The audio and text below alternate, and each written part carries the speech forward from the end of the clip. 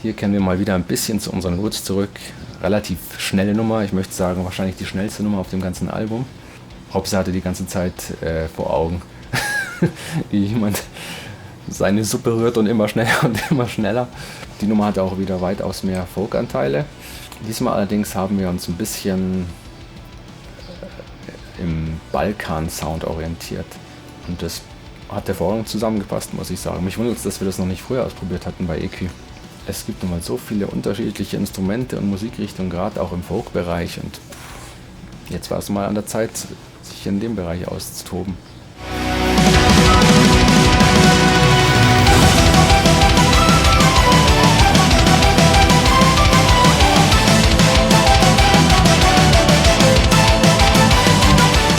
Das ist eigentlich eine uralte Nummer, die habe ich damals kurz nach der Sagas-Zeit geschrieben. Und ich denke, das hört man jetzt zum Teil auch an, aber ich habe sie damals trotzdem nie verwendet, weil sie für damalige Verhältnisse dann doch irgendwie zu modern war. Zumindest hätte es damals nicht so ganz reingepasst. Das Besondere bei der Nummer ist, dass wir da noch die Originalaufnahmen von 2009, glaube ich war es, verwendet haben. Und zwar stammen die von einem Straßenmusiker aus Ecuador. Ich weiß noch, in München sind wir damals über die Straßen gelaufen, in Fußgängerzone natürlich. Den hatten wir eben prompt angesprochen, ob er nicht mal Lust hätte, für uns ein paar Flöten einzuspielen. Der war auch total begeistert. Wir hatten ihn damals auch bei einem unserer Konzerte in München mit auf der Bühne gehabt. Und das hat ihm total getaugt.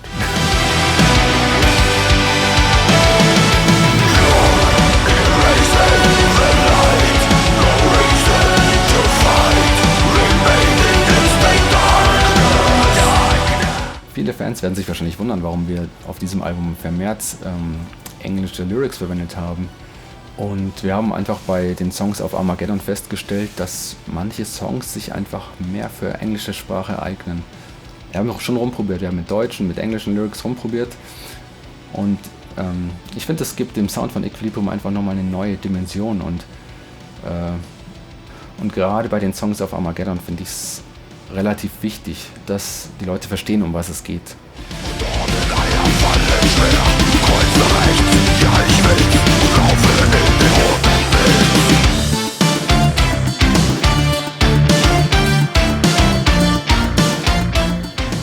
Ich glaube, dem einen oder anderen Fan ist wahrscheinlich schon bekannt, dass wir bei uns in der Band einige Leute mit einer großen Zockerleidenschaft haben.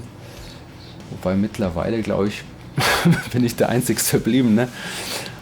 Das Witzige ist, als Robse das erste Mal den Text gelesen hat, konnte er überhaupt nichts damit anfangen und hatte gedacht, was habe ich denn geraucht?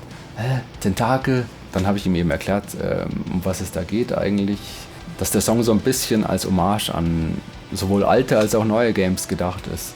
Und ich glaube, die Leute, die sich mit der Materie ein bisschen auskennen, die werden sofort die Referenzen, die es in den Lyrics von dem Song gibt, erkennen.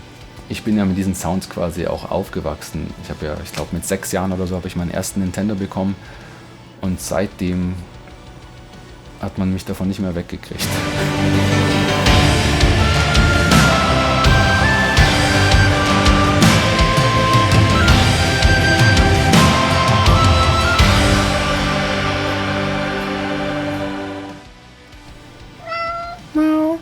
Ursprünglich wollten wir den Song eigentlich nicht verwenden, denn wir wussten nicht, was für eine Art Gesang wir einbauen sollten. Und dann habe ich diese Sprachaufnahmen gefunden. Diese Sprachaufnahmen stammen nämlich von einem Hörbuch von einem Kumpel von mir, der Stefan Hertrich, der früher auch viele Alben mit seiner Band Dark Seed rausgebracht hat und dann auch noch einige andere Projekte.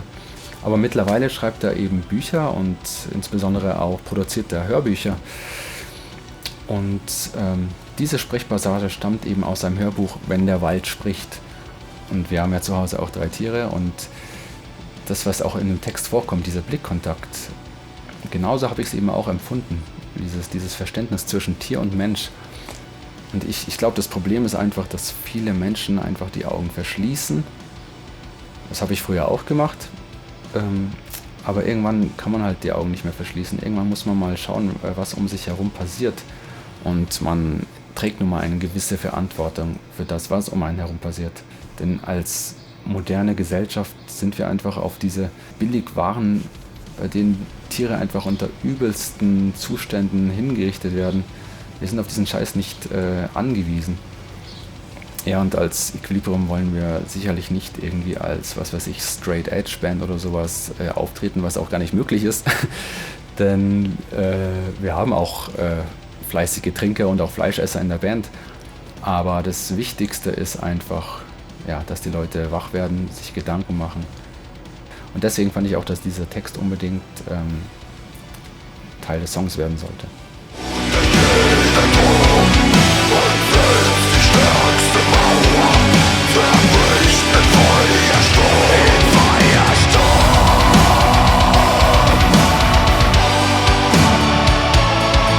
Bei dem Song geht es im Prinzip darum, wie die Menschheit eben auf das blickt, was sie die ganzen vergangenen Jahre, Jahrzehnte dem Planeten angetan hat.